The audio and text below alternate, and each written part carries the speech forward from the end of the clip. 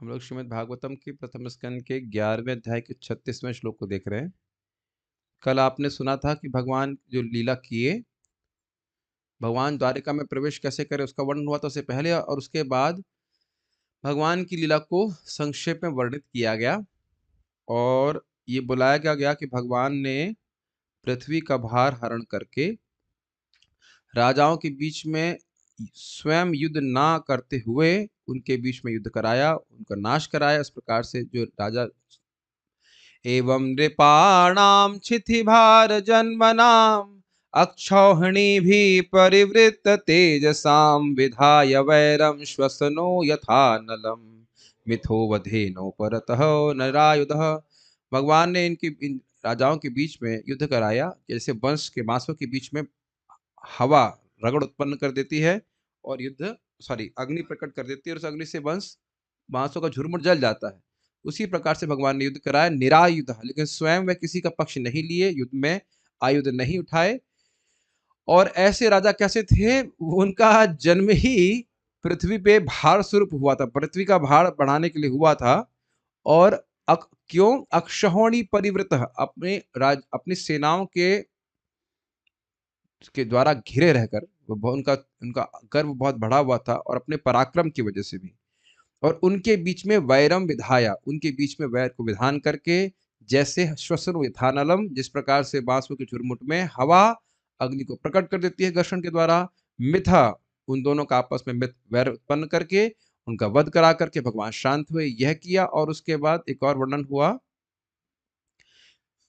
अपनी सुंदर सुंदर पत्नियों के संग भगवान ने रमण किया। जैसे मान लो कोई प्राकृत व्यक्ति हो, स एष नर लोकेस्मिन् अवतीर्णः स्वमायया रेमे स्त्रीरत्न कूटस्थो भगवान प्राकृतो यथा। स एष भगवान, वही भगवान श्री कृष्ण, नरलोके अस्मिन्, इस नरलोक में, मनुष्य लोक में अवतीर्ण हुए, अवतरित हुए, स्वमाया, अपनी कृपा से और अपनी अंतरंगा शक्ति के द्वारा। और स्त्री रत्न, जो अत्यंत सुयोग स्त्रियां थी, जिन्होंने कई जन्मों में तपस्या करके भगवान की पत्नी बनने का योग्यता प्राप्त करी थी, और भगवान की नित्य पार्षदाएं भी, उनके बीच में कूटस्थ, मतलब उनके बीच में रे में रमण किया। भगवान प्राकृत था, यद्यपि वो भगवान है फिर भी प्राकृत व्यक्ति की तरह उन्होंने रमण किया। तो अब कोई मानव प्रश्न करे कि अरे भाई, जब भाई स्त्री संग की वजह से तो व्यक्ति बंधन में पड़ता है इस जगत में, मुख्य मुख्य से जगत को मैथुनगार कहा जाता है, और ऐसे कैसे कृष्ण भगवान हो सकते हैं जो स्त्रियों नहीं स्त्रियों के संक्रमण कर रहे हैं?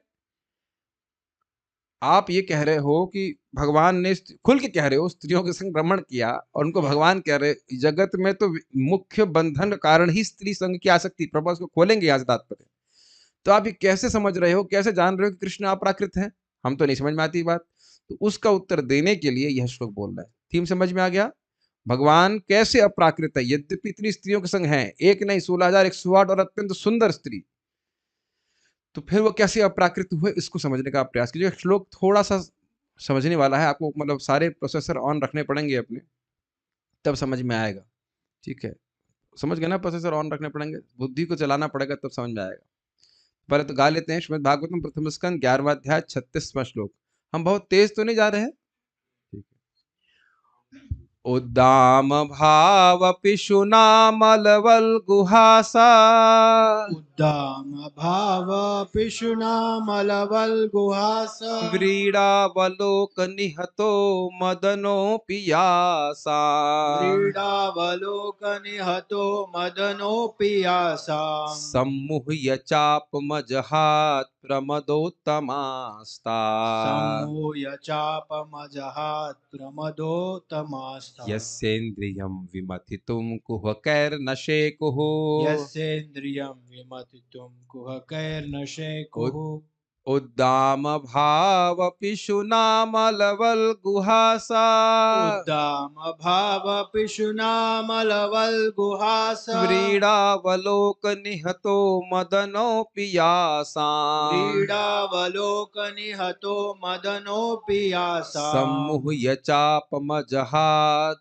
प्रमदोत्तमास्ता सम्मूय चापमजहात् प्रमदोत्तमास्ता यस्येन्द्रियं विमथितुं कुहकैर्न शेकुः यस्येन्द्रियं विमथितुं कुहकैर्न शेकुः उद्दाम भाव पिशुनामलवल्गुहासा उद्दामभावपिशुनामलवल्गुहासा व्रीडावलोक निहतो मदनोऽपि यासा क्रीडावलोकनिहतो मदनोऽपि यासा सम्मुह्य चापमजहात् प्रमदोत्तमास्ता सम्मूय चापमजहात् प्रमदोत्तमास्ता यस्येन्द्रियं विमथितुं कुहकैर्न शेकुः यस्येन्द्रियं विमथितुं कुहकैर्न शेकुः उद्दाम भाव पिशुनामलवल्गुहासा उद्दामभावपिशुनामलवल्गुहासा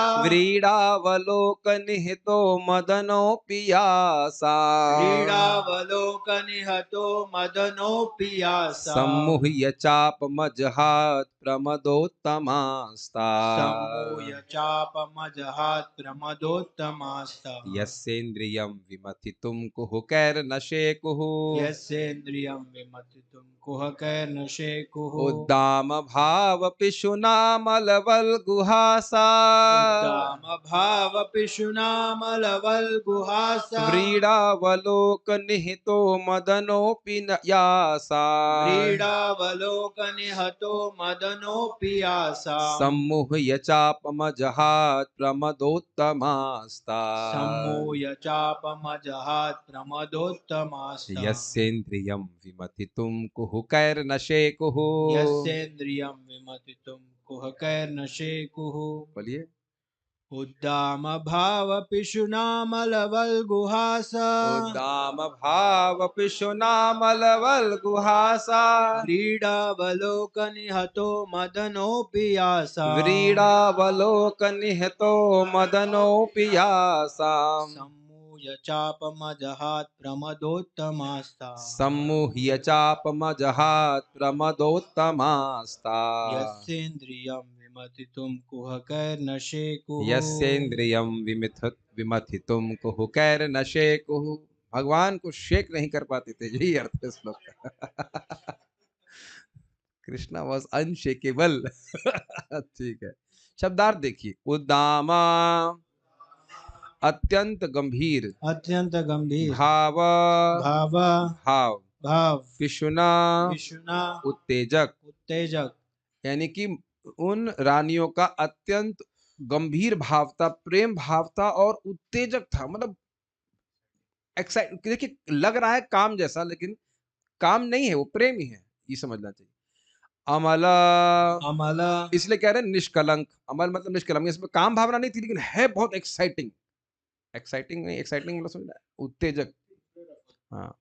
वल्गुहासा वल्गुहासा सुंदर मुस्कान, सुंदर मुस्कान व्रीड़ा क्रीड़ा आंख की कोर, आँखी को अवलोका अवलोका देखना या चितवन। देखना चितवन तो समझ में आया है? अमल, वल्गुहासा और व्रीड़ा अवलोक। अमल मतलब निष्कलंक, उसमें काम की कोई गंध भी नहीं थी, था उत्तेजक, क्योंकि भगवान से अतिशय प्रेम था, उत्तेजक था। उत्तेजक मतलब उद्दीपन करने वाला, भगवान के हृदय में भी प्रेम को और बढ़ाने वाला था। जैसे वह मुस्का के देखती थी और लज्जापूर्ण मुस्काती थी। वल्गुहासा मतलब मुस्काती थी, और व्रीड़ा का मतलब होता है लज्जा। देखिए इसमें लिखा है आंख की कोर। आंख का कोर मतलब आंख के साइड से हल्का सा, आंख से साइड से देखने का अर्थ है कि लज्जापूर्ण दृष्टि। सामने घूर घूर के देखिए तो क्या क्या शर्माते नहीं हो? शर्म नहीं आती ऐसे बोल रहे हो? अच्छा देख रहे हो? तो व्रीड़ा का अर्थ होता है लज्जा। तो मैं यहाँ थोड़ा समझ नहीं पाया था भाई, व्रीड़ा का अर्थ लज्जा होता है, तो प्रभुपाद यहाँ पे आंख की कोर क्यों लिख रहे हैं? वो अर्थ वही है, साइड से हल्का सा देखना, वो लज्जा का ही सूचक है। हम लोग पहले सुन चुके हैं व्रीड़ित लोचनानना, इसी अध्याय में पढ़ चुके हैं। वहां व्रीड़ित का अर्थ था लज्जा युक्त मुख और लज्जा युक्त नेत्र। कृष्ण सामने है, लेकिन वो साइड से, साइड लॉन्ग ग्लांसेस। अरे भैंगी नहीं है वो। कुछ लोग होते इधर देख रहे होते हैं और उधर उधर बात कर रहे हैं कि नहीं। महंगापन नहीं है। अरे ये समझ नहीं रहे, राधा रानी कितनी बार बोल रही हैं, 1/4 आँख से कृष्ण को देखती हैं, आधी आँख से सास को देखती हैं। समझ रहे हो? तो लज्जा होती है। इस कारण से बोल रहे हैं आँख की ओर से चितवन, वो ज़्यादा खतरनाक होता है। समझ में आ रहा है कि नहीं आ रहा है? इसके लिए सब समझना है, सब सब थ्योरी समझ गए होंगे, ऐसे हल्का सा देखना, मुस्कुराना, तो ये सब जो है ज़्यादा उत्तेजक होता है। अरे वो मेरी तरफ देख रही है। या देख रहा है ऐसा बोलते, अरे मेरी तरफ दिख रही, मेरी तरफ मैं इसलिए बोल रहा हूँ क्योंकि मुझे ये बोलते हुए मोहिनी जी का स्मरण हो रहा है। मोहिनी माता जब आई तो हर राक्षस को, असुर को ये लग रहा था, अरे ये तो मेरी ही तरफ देख रही है, मेरी तो मेरी वाइफ है। भगवान इसका उपयोग करते हैं कि नहीं? उसे बड़ा मजा, बड़े विनोद से महाराज बताते हैं कि मोहिनी ऐसे देख रही थी, देवता क्या सोच रहे हैं, हमारी माँ आई है। देवता सोच रहे हैं माँ आई है, यद्यपि सुंदर है, लेकिन हर असुर सोच रहा है कि नहीं तो मेरी ही तरफ देख रही है, मेरी ही वाइफ बनेगी ऐसे। पिता भी सोच रहा है और बेटा भी सोच रहा है, ये देखिए स्थिति। तो इस तरह की बात होती है, ऐसे हल्का सा चित मुस्कुरा करके देखना इत्यादि। निहतः, निहतः सॉरी निहतः, निहतः जीता गया, जीता गया मदनः, मदनः कामदेव। तो यानी कि इस प्रकार की रानियों के मुस्कुराहट से और अवलोकन से तो कामदेव भी परास्त हो गए। वो कैसे हो गए उसको हम समझाएंगे भी, लेकिन कामदेव भी परास्त हो गए, लेकिन कृष्ण नहीं, ये कहना चाहते हैं। ठीक है। या अमदन सहिष्णु शिव जी, अमदन का मतलब जो कामदेव से भी पराजित नहीं हुए शिव जी, जिन्होंने मदन को भी नष्ट कर दिया, वो शिव जी, वह भी, कहीं श्रीधर स्वामी कहते हैं, कहीं पुराणों में व्याख्यान है कि वह भी ये रानियों के सौंदर्य से प्रभावित होकर, एक अर्थ है। अपि अपि भी यासाम, यासाम जिसका जिसका सम्मुहया समूया से विजित होकर, से विजित यानी कि होकर इन जिन रानियों के सौंदर्य से विजित होकर के मदन भी चापम, चापम धनुष, धनुष अजहात, अजहात अपने धनुष को त्याग दिया। बड़ी सुंदर तरह से आप सुनेंगे, बहुत अच्छी तरह से समझाएंगे कि क्यों त्याग दिया, लेकिन उनके हाथ से छूट गया, से कर लीजिए। प्रमदा, प्रमदा मादक बनाने वाली स्त्री, मादक बनाने वाली उत्तमहा, स्त्री उत्तमः उच्च कोटि की, उच्च कोटि ता, की ता वे सब। वे क्या सब अर्थ हुआ? प्रमदोत्तमाता। अरे एक भी स्त्री, एक भी पत्नी खुट्टल नहीं निकली, सारी की सारी प्रमदोत्तमा। ऐसी नहीं कि काली पीली आ गई हो, अत्यंत पागल बना देने वाली, मैड कर देने वाली स्त्रियों में भी सर्वश्रेष्ठ। इतनी सुंदर, इतनी समझ रहे, प्रमद मतलब है, मद मतलब पागल हो जाए। प्राय लोग स्त्रियों में के चक्कर में पागल हो जाते हैं। प्रमद प्रकृष्टे न मद, मतलब अच्छी तरह से पागल कर दे उसको, मजनू बना दे, से कहना चाहिए, समझ रहे, मजनू बनाने में समर्थ लैला, अगर ऐसा कहा जाए, एकदम मजनू बना दे उसको, पागल करते हैं। पागल नहीं हो जाते हैं लोग बिल्कुल, मतलब स्त्री से, पत्नी से, या जो भी गर्लफ्रेंड एकदम पागल होते, कुछ इतनी स्त्री बहुत सुंदर होती है इस प्रकार से। तो उसमें भी प्रमद, और उसमें भी उत्तमा, ये विशेषण है किन के लिए है? सभी रानियों के लिए है, 16,108 रानियों के लिए, ये बोल रहा है।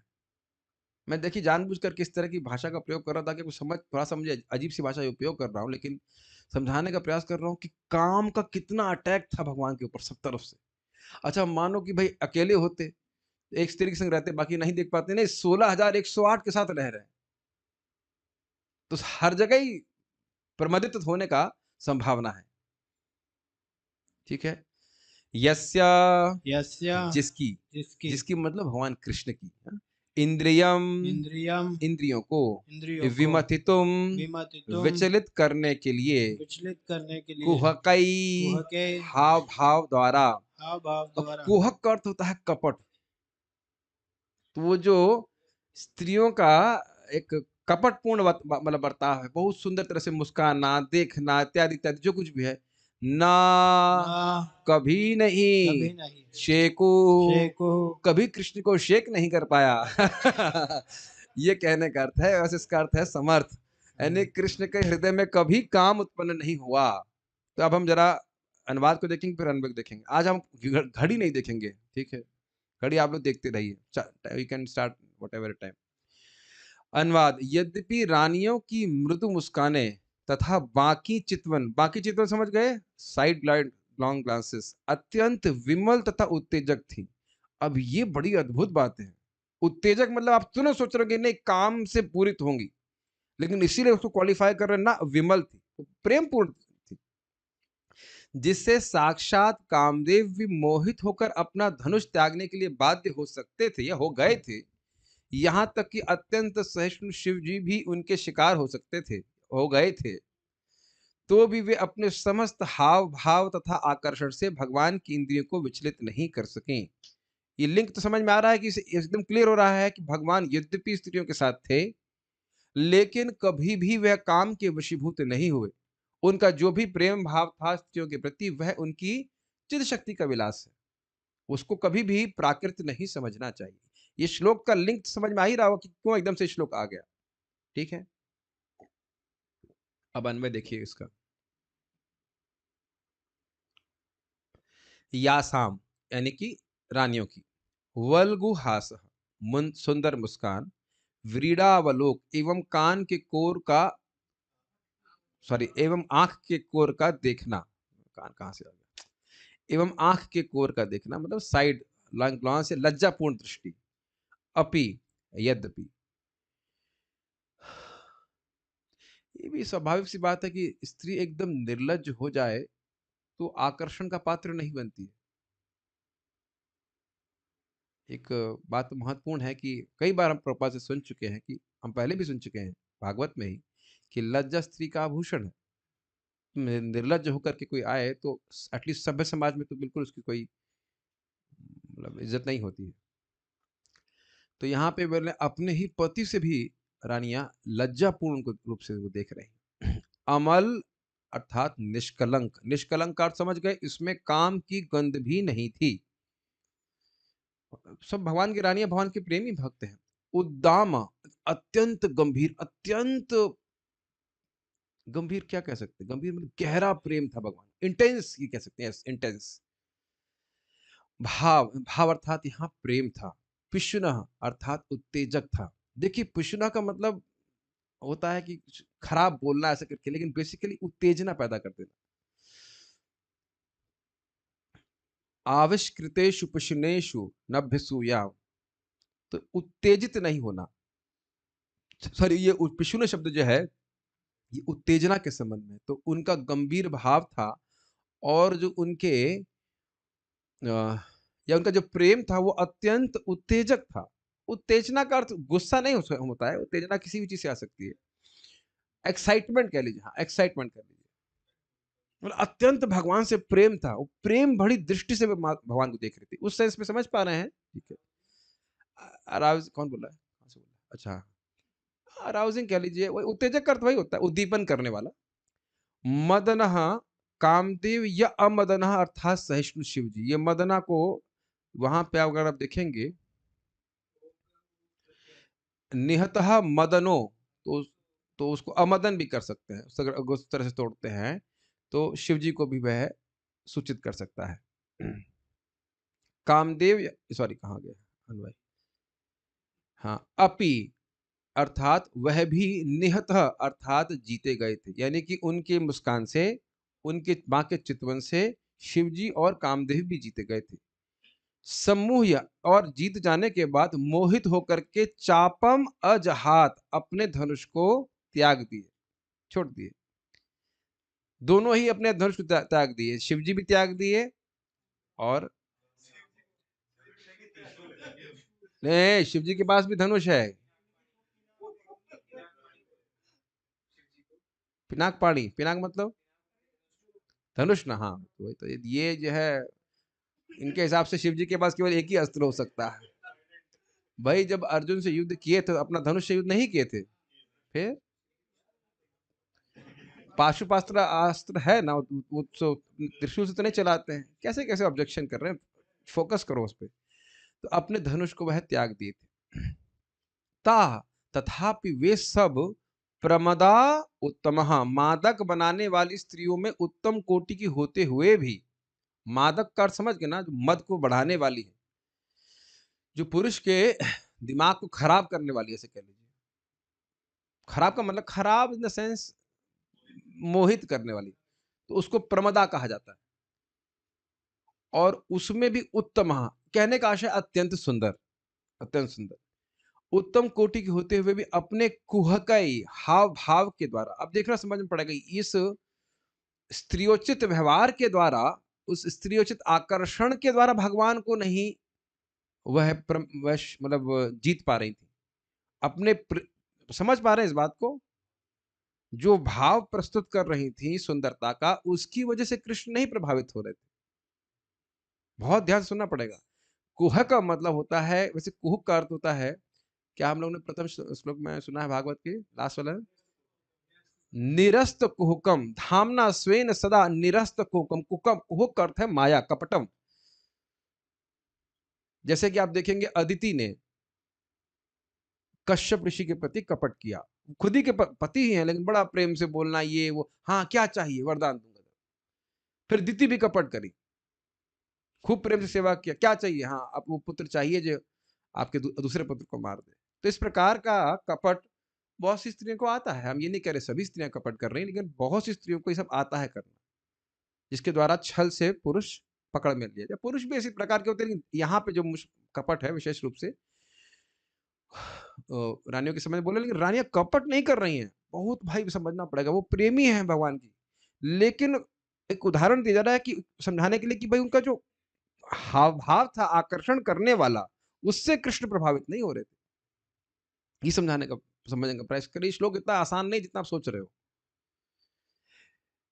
खैर, उनके हाव भाव के द्वारा यस्य भगवान श्री कृष्ण की इंद्रियम अर्थात इंद्रियों को विमतितुम विचलित करने में, विचलित करने का मतलब है कि एकदम कंट्रोल में लाने में, न शेकु कभी समर्थ नहीं हो सकी। ऐसा नहीं था कि कृष्ण की इंद्रियां कभी रानियों के कंट्रोल में आ गई हूं उनके सौंदर्य को देख करके। देखिए, अब आप लोग के मन में चल रहा होगा कि कृष्ण तो कभी जाते ही नहीं थे।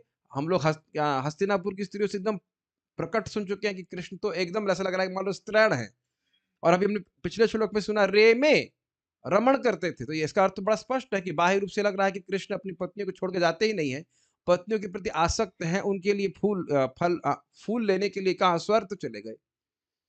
तो बाह्य रूप से क्या लग रहा है कि कृष्ण पूरी तरह से अपनी स्त्रियों में आसक्त है। तब ये कैसे कह रहे हो कि न शेकू? वो कैसे मतलब उसको उनको इनकी इंद्रियों को जीतने में समर्थ कैसे नहीं हुई? तो आपको बैलेंस करना पड़ेगा।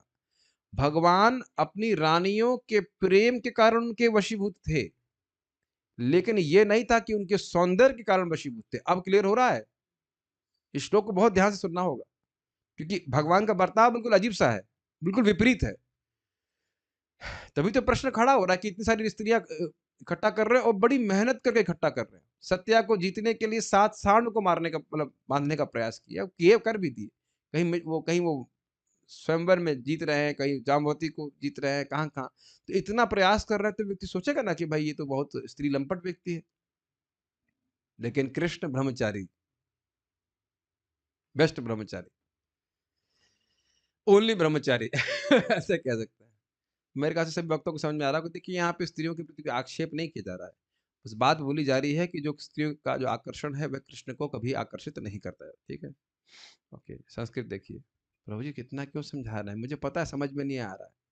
उद्दाम भाव पिशुना, उद्दाम भाव मतलब उद्दाम मतलब अत्यंत गंभीर, भाव पिशुना अत्यंत उनका उत्तेजक प्रेम कह लीजिए, भाव मतलब प्रेम, उससे युक्त होकर के अमल वल गुहासा उनकी निष्कलंक, निष्काम कह लीजिए, काम से रहित, वल्गुहास स्मित मुस्कान, व्रीड़ावलोकन अर्थात लज्जापूर्ण अवलोकन से निहित मदन अपी, मदन उससे हार जाता था। यासाम मतलब जिन रानियों के, सम्मोह या चापम अजहात और वह अपने धनुष को छोड़ देता था सम्मोहित होकर के। और वह स्त्रियां प्रमदोत्तमात्स्ता सारी की सारी प्रमदाओं में सर्वश्रेष्ठ थी। यस्य इंद्रियम उन श्री कृष्ण की इंद्रियों को विमतित उनको वशीकृत करने में या उनको कंट्रोल में करने में कुहकर अपने भाव भाव के द्वारा स्त्रियोचित आकर्षण के द्वारा ना शेकु समर्थ नहीं थी। कृष्ण को शेक नहीं कर सके। ठीक है, समझ में आया? तो इसे समझना चाहिए कि भगवान लग जरूर रहा है कि एक समान पुरुष की तरह स्त्री के संग रमण कर रहे हैं, लेकिन वह हर स्थिति में दिव्य पुरुष है। श्रीधरी 1.11.36 प्रश्न है कि श्री भगवान भी स्त्रियों आदि का संग करते हैं, अतएव वे संसारी ही प्रतीत होते हैं। यह कैसे कहा जाता है कि श्री भगवान ही श्री कृष्ण के रूप में अवतीर्ण हुए? स्पष्ट है? ये सब चुप हो गए। पिछले श्लोक में सुना था क्या? अवतीर्ण समाया भगवान अपनी अंतरंगा शक्ति से अवतीर्ण हुए। तो कह रहे हैं यहाँ पे श्रीधर स्वामी एक प्रश्न उठा रहे हैं कि भाई ये तो संसारी व्यक्ति की तरह स्त्रियों में आसक्त हैं, तो ये कैसे भगवान हो गए? ये बात है, मान लो कोई करे। इसका उत्तर उद्दाम इत्यादि 2 श्लोकों में दिया गया, नहीं इस श्लोक में दिया है, अगले श्लोक में दिया, अगले को कल देखेंगे। उन सबों के गंभीर अभिप्राय की सूचना, गंभीर अभिप्राय मतलब उनके हृदय का जो इच्छा थी, उसको सूचित करने के लिए, उन नारियों की मनोज्ञ हँसी अर्थात मन को हरने वाली हँसी। हँसी ऐसे नहीं हा, हा, हा करके हँस रही है, ऐसा नहीं है, मुस्कान। लज्जापूर्व देखने के कारण मतलब व्रीड़ावलोक, काम रहित शंकर जी भी मोहित होकर लज्जा के कारण अपने पिनाक अर्थात धनुष का परित्याग कर दिए। ये घटना हम जान नहीं रहे हैं, लेकिन श्रीधर स्वामी कहते हैं कि पुराणों में इसका वर्णन है। तो हम मान सकते हैं, आप जानते ही हैं कि भगवान शिव जी ने कामदेव को जला के समाप्त कर दिया था, तो इसलिए उनको अमदन कहा जाता है, जिन पे काम का प्रभाव नहीं है। फिर भी वह रानियों के सौंदर्य के कारण लज्जापूर्वक अपने धनुष के किनारे रखती थी। अब ये घटना का वर्णन कहीं और आचार्यों ने नहीं किया है, चित्त स्वामी कहते हैं तो किसी पुराण में इस प्रकार का वर्णन होगा। इस प्रकार की वे स्त्रियां थी, या भगवान ने अपने मोहिनी रूप से शंकर जी को भी मोहित कर दिया। इस प्रकार के विलास वाली स्त्रियां जिन श्री भगवान के मन आदि इंद्रियों को मोहित नहीं कर सकी, ये अर्थ समझ में आया? भगवान कृष्ण मोहिनी रूप में आकर शिव जी को भ्रमित किए थे कि नहीं? तो फिर इतनी सुंदर स्त्रियां, जैसे जैसे मोहिनी स्त्री, माता जी कह लीजिए, मोहिनी मूर्ति जो थी, वो जैसे इस प्रकार से सुंदर थी, उस प्रकार से सुंदर थी। जो मैं इसका अर्थ समझ रहा हूँ, बात ये है कि जैसे मोहिनी ने शिव जी को मोहित कर दिया, तो उतनी ही सुंदर ये स्त्रियां थी, ऐसे मान के चलो। तो मानो शिव जी आते तो वह मोहित हो जाते, ये भी एक अर्थ समझ सकते हैं। अथवा इन सबों के द्वारा प्रताड़ित होकर किंग कर्तव्य विमूढ़ जगत विजयी कामदेव ने भी लज्जित होकर अपना धनुष त्याग दिया था। ये कैसे त्यागा भी चक्रवर्ती पाद की टीका से समझ में आ जाएगा, बड़ा रोचक तरीके से समझाएंगे कि मदन स्त्रियों को देख करके, भगवान की पत्नियों को देख कर किंग कर्तव्य विमूढ़ हो गया कि मैं क्या करूं। कर्तव्य मतलब क्या करना चाहिए, किम कर्तव्य मतलब मैं क्या करूं, और विमूढ़ मतलब नहीं समझ में आना कि मैं क्या करूं। जैसे हम लोग सुबह 3:30 बजता है तो सोचते हैं ना कि क्या करें। समझ में नहीं आ रहा है, समझ में तो ये आ रहा है कि थोड़ा और से होना चाहिए, लेकिन आवाज आ रही है मंगल आरती की तो जाना पड़ेगा। लेकिन ये तो खैर मजाक की बात है, बहुत बार होता है 9 बजे हम लोग किंग कर्तव्य विमूढ़ हो जाते हैं ना कि क्या करना चाहिए, या कोई डाउट रहता है, कोई डाउट रहता है कि क्या करना चाहिए, प्रसाद। तो इस प्रकार से कामदेव नहीं तो बेचारे परेशान हो गए थे कि क्या करें। देखिए, स्त्री है कोई और पुरुष है, उसके में कामदेव जी को कोई डाउट नहीं रहता कि क्या करना है। समझ रहे हैं? लेकिन यहाँ पे वह डाउट में आ गए और अपने धनुष को त्याग दिया। बड़ा रहस्यमय है, उसका घटना का वर्णन विश्वनाथ चक्रवर्ती ठाकुर करेंगे, बड़ा रोचक है कि क्यों कामदेव जी किम कर्तव्य विमूढ़ हो गए। ये शब्द समझ में आ रहा है? क्या करूं मैं समझ ही नहीं आ रहा है, मैं मेरे लिए तो कुछ करने लायक है नहीं, बड़ा ही जबरदस्त है, उसको आगे पढ़ गया, लेकिन उस प्रकार की थी वो। इस तरह की काम को भी जीत लेने वाली नारियां भी श्री भगवान के मन को मोहित नहीं कर सके। अच्छा, तो ये बात समझ में आ रही। अब देखिए चक्रवर्ती पाद की टीका, सारार्थ दर्शनी। यदि यह प्रश्न हो कि भगवान कृष्ण किस प्रकार अप्राकृत हुए जब वह अपनी इंद्रियों द्वारा इंद्रिय विषयों का भोग करते हैं, तो यह श्लोक उत्तर देता है। ये लिंक समझ में आया? वही लिंक है, लेकिन थोड़ा और तरह से समझा रहे हैं कि भाई आप कह रहे हो कि भगवान अब अपने माया से प्रकट होते हैं, प्राकृत हैं, और रेमे शब्द का उपयोग कर रहे हो, भाई ये क्या मतलब हुआ? रेमे स्त्री रत्न कूटस्थ। वैसे एक और अर्थ इंटरेस्टिंग आ रहा है, कूटस्थ का मतलब होता है अपरिवर्तनशील, जो परिवर्तित नहीं होता। भगवान गीता में आत्मा के लिए बहुत जगह इस्तेमाल करते हैं, तो उधर हम ध्यान नहीं दिया। हाँ, कूटस्थ आत्मा, तो वहाँ भी समझना चाहिए भगवान मैं जो अर्थ समझ रहा हूँ, कूटस्थ का वो अर्थ ले ले कि थे भले रानियों के बीच में, लेकिन अब उनमें कोई विकार नहीं था। तो खैर, जो व्यक्ति मान लो कोई कहे कि भाई भगवान अपराकृत कैसे हो गए? भाई कोई व्यक्ति इंद्रियों से भोग कर रहा है, इंद्रिय विषयों का, तो प्राकृत व्यक्तियों वस्तुओं का तो भोग कर रहा है ना, छू रहा है, देख रहा है, सूंघ रहा है, तो ये अपराकृत कैसे हो गए, जरा बताइए। ये प्रश्न भगवान कृष्ण, क्या एक प्रश्न नहीं, आक्षेप भगवान कृष्ण पे खूब किया जाता है। अरे जो जो लड़कियों के कपड़े चुरा रहा है, वो कैसे भगवान है? और ये बताओ, कोई व्यक्ति कहे कि ये व्यक्ति, मान लीजिए जगत में कोई व्यक्ति कहे कि ये व्यक्ति मतलब किसी व्यक्ति को बोले और अच्छे व्यक्ति को बोले कि ये लड़कियों के कपड़े चुराता है, रोज गाया जाएगा उसको, गोपी जना वस्त्रहारी, और उसकी आरती की जाएगी इस प्रकार से करके। तो सोचिए आप है कि नहीं? मान लो के लुच्चा लफंगा अरे भाई यही तो कह रहे हैं ना, एक तरह से कहा जाए अगर आप कहो कि दुर्गुण ही है, गोपी जना वस्त्रहारी, मतलब पब्लिक में रोज गा रहे हैं कि नहीं गा रहे हैं, अलग अलग राग में ऐसे करे कुछ भी हो, और उठा उठा कर लो जीवों को उठाकर विभावरी से ऐसा निद्रा जागे क्या निद्रा छाड़ी उठे जीवा और गाओ, ये सब ये भगवान के लिए कोई खराब शब्द नहीं है। भगवान किसी भी भोग इच्छा से परे हैं। तो वहां भी आप समझेंगे गोपियां चाहती थी कि उनको पति के रूप में स्वीकार करें, इसलिए भगवान ऐसा किए। तो यहाँ पे समझना होगा कि भगवान इंद्रिय विषयों का संग नहीं कर रहे हैं, नहीं कर रहे हैं, नहीं कर रहे हैं। ये तो पहले क्लियर समझ लेना होगा। भगवान जिस भी विषय का संग हो रहा है, भगवान देख रहे हैं, वो सदा सर्वदा चिन्मय है, आध्यात्मिक है। ये पॉइंट आपको याद रखना पड़ेगा, तब ये टीका समझ में आएगी। चलिए अब आगे बढ़ते हैं।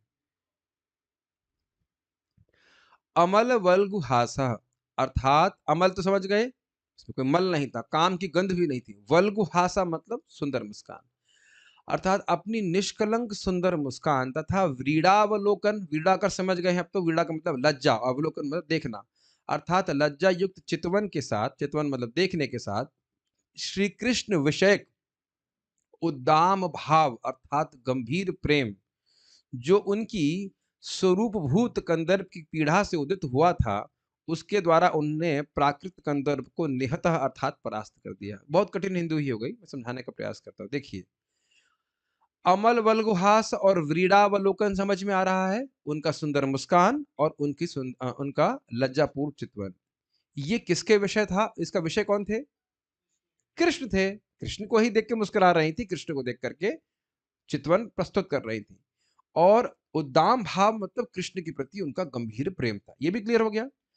अब स्वरूप भूत कंदर्प, स्वरूप भूत कंदर्प का मतलब रानिया का स्वरूप कैसा है? चिन्मय है, स्पिरिचुअल है। कृष्ण कैसे स्पिरिचुअल है, चिन्मय है। तो इसमें प्राकृत कंदर्प नहीं है, प्राकृत काम, प्राकृत कंदर्प नहीं, स्वरूप भूत कंदर्प मतलब क्या शब्द था चैतन्य चरितामृत में? कंदर्प शब्द भगवान के लिए भी है, अप्राकृत कंदर्प ऐसे कुछ शब्द है वहां पे, कि कृष्ण जो है वह अप्राकृत कामदेव कहा जाता है उनको, चिन्मय कामदेव मतलब बेसिकली आध्यात्मिक प्रेम के कारण जो उनका एक पीड़ा, भी आप समझ रहे हो, पीड़ा का अर्थ होता है दुख या कष्ट। इस जगत में प्राकृत काम के द्वारा कष्ट होता है कि नहीं? जलन होती है इस प्रकार की, लेकिन ये जलन नहीं है, इट इज सिमिलर, ऐसा सोना और लोहा, वो दोनों मेटल है लेकिन अंतर बहुत है दोनों में। तो भगवान के विरह में उनको जो दुख है, या उनको एक, आप जान रहे थे कि लज्जा के कारण कृष्ण को आलिंगन नहीं कर पानी, देख नहीं पानी, जो कुछ भी है उसके कारण ये इस प्रकार के भाव प्रस्तुत हो रहे हैं। स्वरूपभूत कंदर्प मैं समझा पा रहा हूं, मतलब ये प्राकृत कंदर्प नहीं है, कृष्ण को, कृष्ण की सेवा करने की, कृष्ण की इंद्रियों को संतुष्ट करने की इच्छा।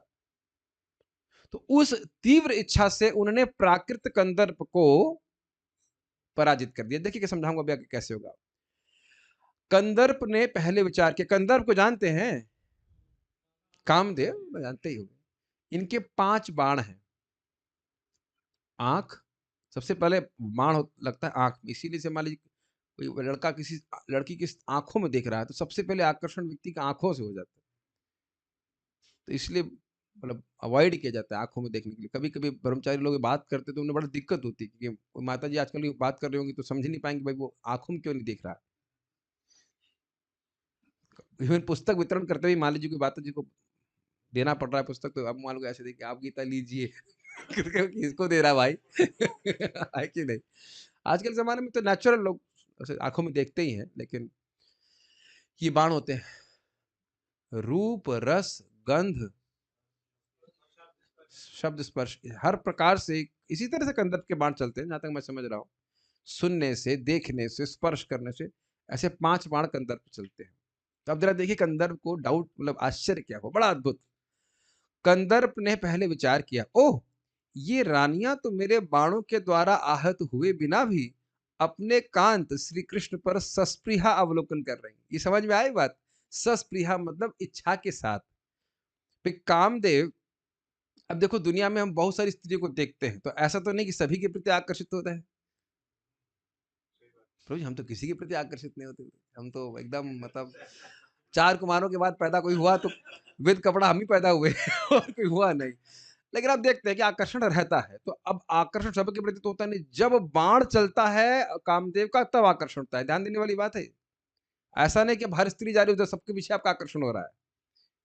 वो सब चलता है, आँख से आँख मिलना या कुछ सुनना या रूप को देखना जैसे भी करके। तो अब यहाँ कंदर्प को डाउट हो रहा है, आश्चर्य हो रहा है कि भाई हमने तो बाण चलाया ही नहीं। समझ रहे? ये स्त्रियों के प्रति तो होगा, स्त्रियों का पुरुष के प्रति आकर्षण भी इसी तरह से होगा। तो कंदर्प को ये दिक्कत हो रही है कि भाई हमने तो कुछ किया ही नहीं।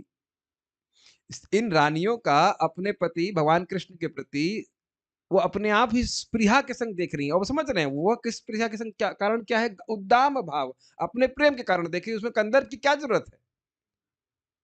तो कंदर्प वही सर खुजा रहा है कि भाई हमने तो कोई बाण चलाया ही नहीं, और फिर स्पृहा के संग देख रही है अपने पति की तरफ। कांत मतलब कृष्ण प्रेम, प्रेमी सॉरी। ये पैराग्राफ समझ में आ रहा है आपको, नहीं आ रहा है? कंदर्प की कंफ्यूजन समझ में आ रहा है आपको कि हमने तो कुछ किया ही नहीं और ये पहले से आकर्षित हो रही है, ऐसा कैसे हो रहा है? ठीक है ना? फिर क्या किया उसने? तब वह प्राकृत मदन श्री कृष्ण के अति माधुर्य के अवलोकन से उत्पन्न विस्मय के द्वारा विवशीकृत हो गया। तब उसने देखा कि ये देख किसकी ओर रही हैं। अच्छा कृष्ण। उसको देख करके भगवान का रूप इतना सुंदर है, कंदर्प कोटि कमनीय विशेष शोभम। तो कंदर्प का दिमाग जो है भ्रष्ट हो गया, कह सकते हैं। वो उसका मतलब वो विवशीकृत हो गया, मतलब कह रहे हैं विस्मित हो गया। जो कंदर्प पूरे जगत को वशीकृत करने वाला है, विवश करने वाला है व्यक्ति, कामातुरम न भयम न लज्जा, जो काम से आतुर हो जाता है, ना उसे कोई भय होता है ना कोई लज्जा होती है, वह कामदेव कृष्ण के सौंदर्य को देख करके मोहित हो गए। समझ में आ रहा है? यहीं पे बहुत सुंदर घटना बताते हैं। मदन टेर पे कृष्ण गोपियों के संग थे, तो फिर एक कामदेव आके थे, नाइस अपॉर्चुनिटी, सुंदर लड़का और सुंदर लड़कियां, तुरंत बाण चलाता हूँ। तो जैसे ही कृष्ण की ओर उसने बाण लेकर के इसे अपना धनुष ताना और देखा और देखा और देखा और देखा देखा करके ताम से पीछे हुआ है, गिर गया, बेहोश हो गया। तो कंदर्प को कृष्ण अपने सौंदर्य से पराजित कर देते हैं। तो वस्तुतः जो व्यक्ति भगवान कृष्ण के सौंदर्य से आकर्षित हो गया, उसे कंदर्प कभी आकर्षित नहीं कर सकता। तो इसलिए समझ लेना चाहिए कि अभी हमारा आकर्षण है, तो मतलब भगवान के प्रति आकर्षण अभी बहुत कम है या है नहीं। चलिए जो भी है, हम उधर नहीं जा रहे, अपने बारे में क्या चर्चा करें। अब उसने क्या सोचा, इन सभी रमणी गणों के, रमणी गणों मतलब स्त्री है, बहुत सुंदर जो स्त्री है, धनुषाकार भवों के द्वारा, आप देखेंगे कि स्त्रियों सब specially eyebrows are very attractive, मतलब पुरुषों की तो नहीं लेकिन स्त्रियों की जनरली बोली जाती है, नहीं होती तो उसको बना बना भी लेते हैं। ठीक है। धनुषाकार भवों के द्वारा निक्षिप्त, निक्षिप्त मतलब छोड़े गए, सलज्ज अवलोकन रूपी बाण, लज्जा युक्त दृष्टि से जो देख रही थी वो है बाण के समान। और उनके जो आईब्रोज हैं, भ्रव हैं, वो क्या है, धनुष के समान। उनके उन अवलोकन रूपी बाण समूह के समक्ष, यानी उनके सामने मेरे बाण युक्त कुसुम धनुष का क्या प्रयोजन है, अतः उसने उस धनुष को त्याग दिया। समझ में आ रहा है? 5 बाण होते हैं कामदेव के, और उनका जो धनुष है वो फूलों से बना हुआ से कहा जाता है। ऐसे कुछ बना होता है, आप जानते हैं, साथ में थे क्या? हर चीज में अनुमोदन कर देते हैं। हाँ, हाँ हाँ सही है। सब जानते हैं।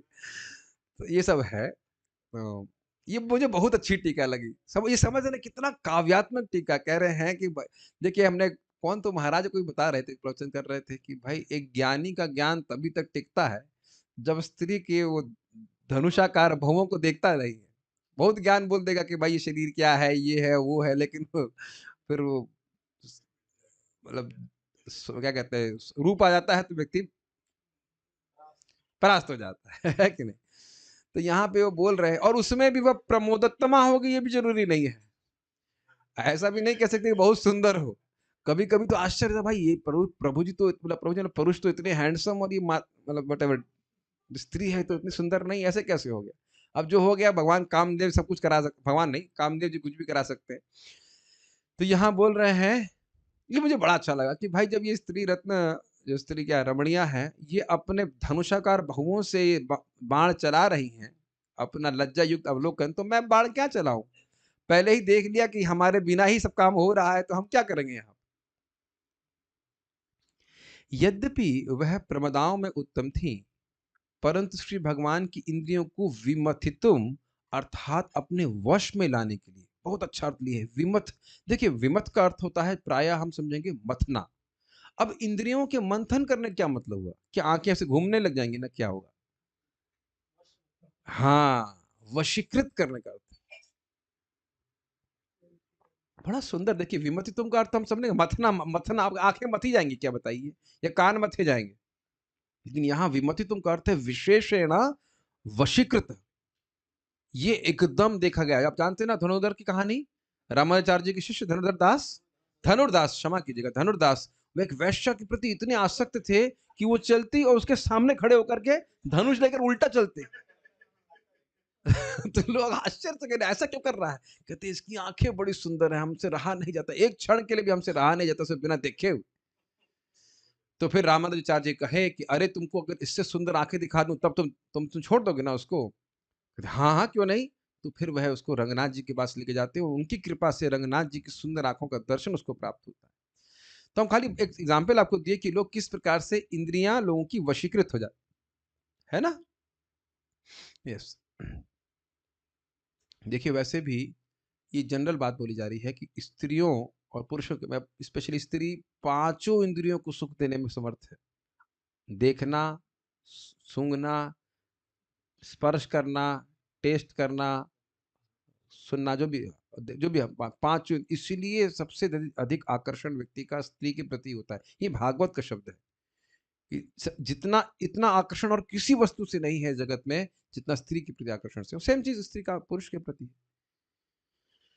ये भी प्रभुपाद जी के तात्पर्य में आगे तो हम और क्लियर करने वाले हैं। लेकिन फिर से समझिए, प्रमोदोत्तमा और 16,108,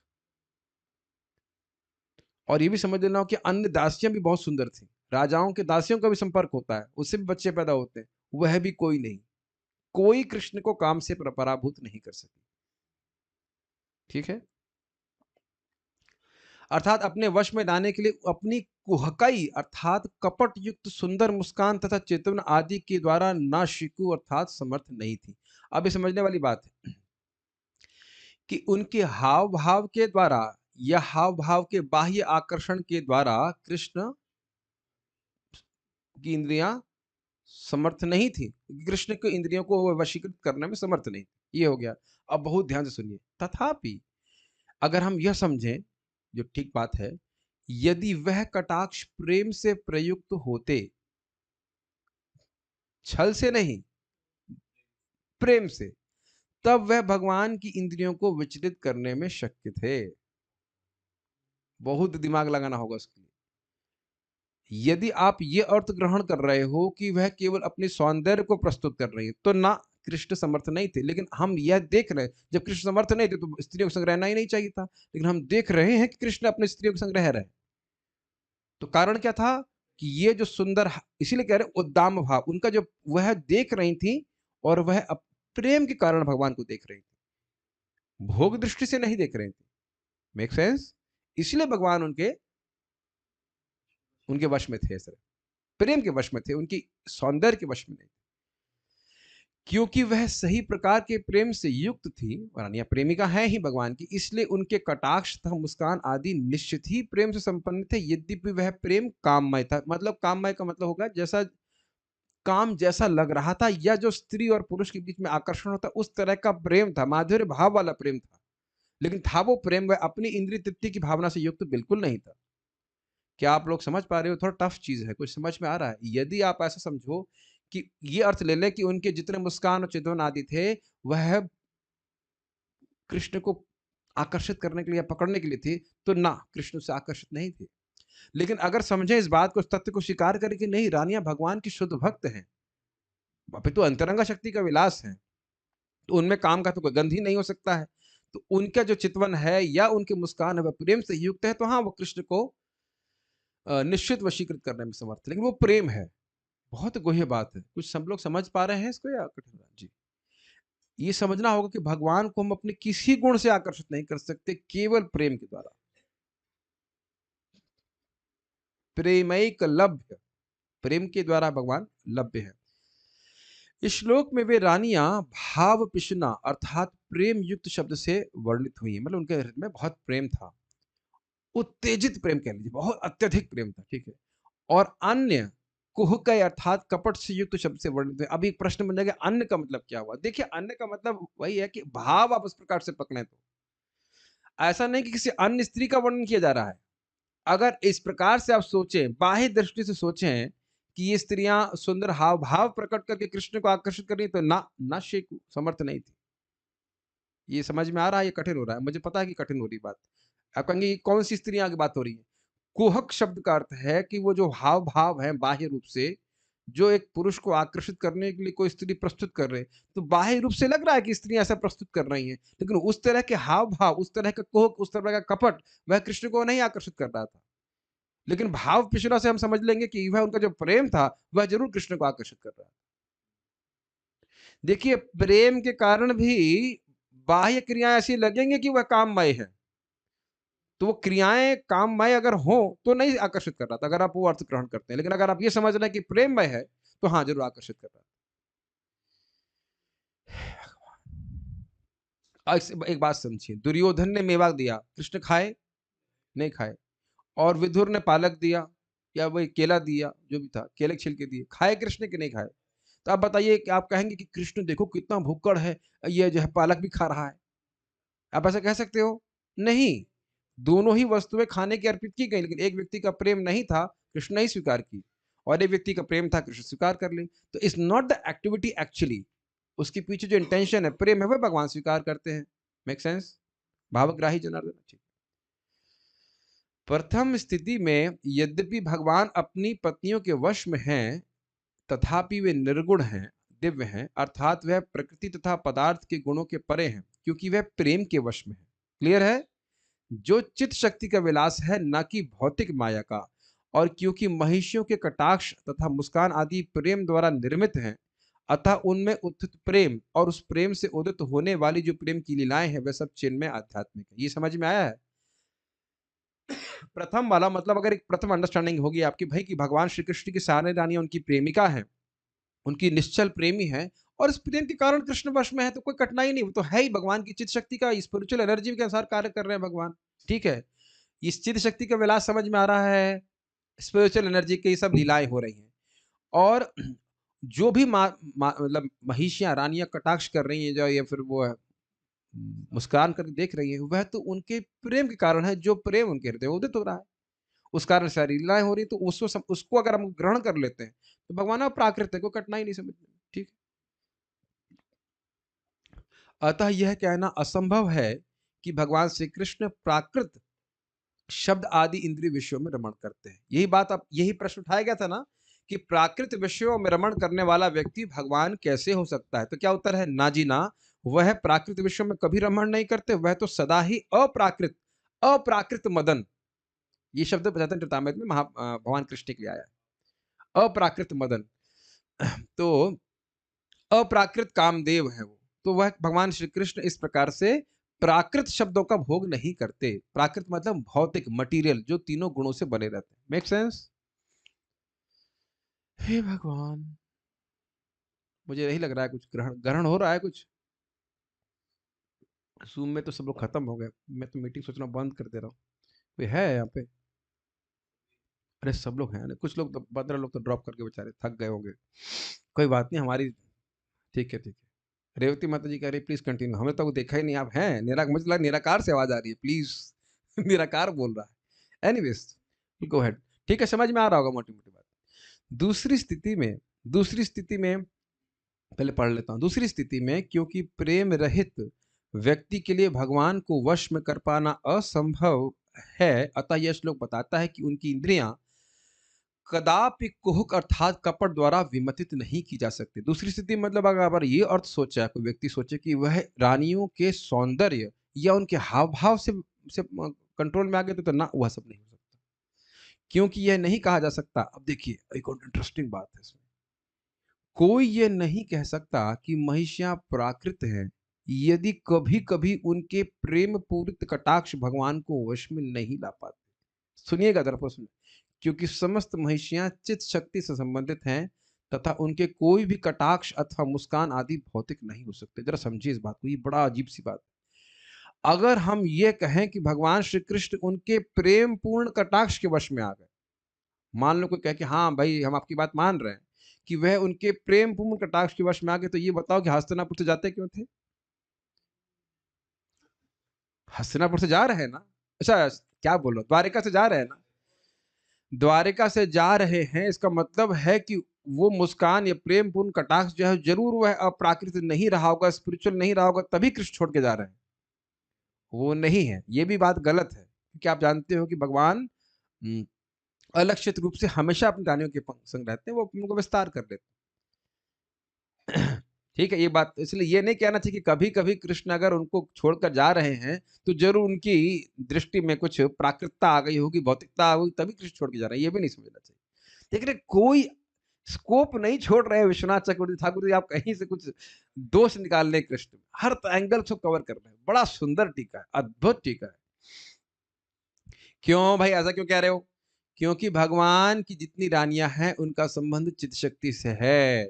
श्रीमती राधा रानी, राधा रानी की विस्तार गोपियां, और गोपियों की विस्तार महिषियां। इनको कभी भी भौतिक नहीं मानना चाहिए।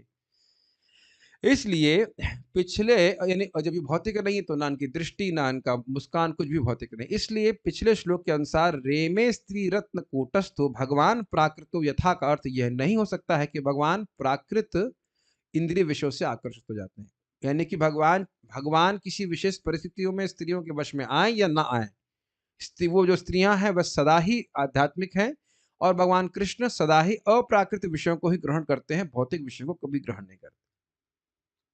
ना ही किसी को यह कहना चाहिए कि भगवान अपने स्वरूप से उद्भूत सामान्य चित्त शक्ति द्वारा नियंत्रित होते हैं। चित्त शक्ति का ही एक विलास, एक प्रकटीकरण है भगवत प्रेम, और भगवान उस प्रेम से के वशीभूत होते हैं। ये बात चक्रवर्ती बात कह रहे हैं। वास्तव में वह केवल प्रेम द्वारा नियंत्रित होते हैं, जो कि चित्त शक्ति का एक विशेष कार्य है। चित्त शक्ति के 3 भाग थे, संधिनी शक्ति, संवित शक्ति, हिलादनी शक्ति। ठीक है, तो भगवान विशेष रूप से हिलादनी शक्ति जो भगवत प्रेम के रूप में परिणित होती है उसको, उससे आकर्षित होता है। एक्चुअली भगवत प्रेम इज संवित शक्ति प्लस हिलादनी शक्ति, शुद्ध सत्व विशेष आत्मा। तो संवित शक्ति प्लस हिलादनी शक्ति, इसको भगवत प्रेम कहा जाता है। तो ये इससे भगवान आकर्षित होते हैं। तो विशेष कार्य है, विशेष कार्य है भगवान की चित्त शक्ति का, उससे आकर्षित होते हैं। एक पॉइंट है बता रहे हैं, इस सिद्धांत से अब कोई आपत्ति नहीं, तो सब स्थान स्थापित हो गया।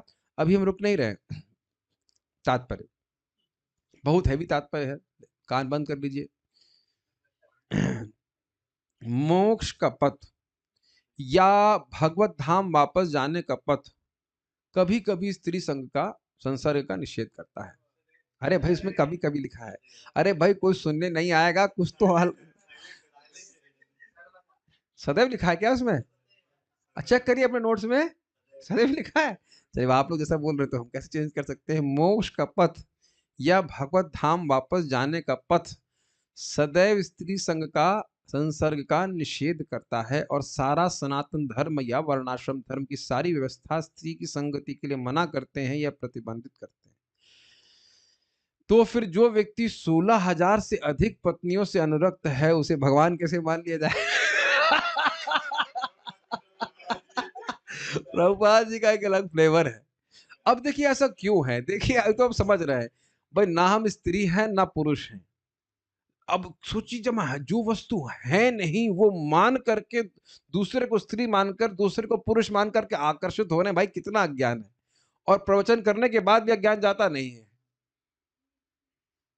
ईमानदारी की बात है, सीधी सीधी बात। वो तो जब भगवान की भक्ति करते करते हृदय पूरी तरह शुद्ध हो जाएगा तब यह आकर्षण जाएगा।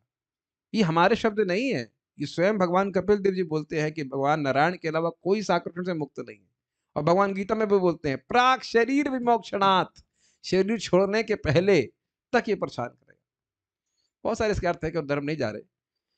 तो इसीलिए लिमिटेड एसोसिएशन की बात होती है। ब्रह्मचारियों का तो खैर कोई मतलब ही नहीं स्त्रियों का संग करने का, और गृहस्थ आश्रम में भी केवल संतान उत्पत्ति के लिए संग करना है, और संतान उत्पत्ति की इच्छा नहीं है तो नहीं करना है। अब ये सब क्यों, कहा भाई ये सब क्यों इस तरह की बातें हैं?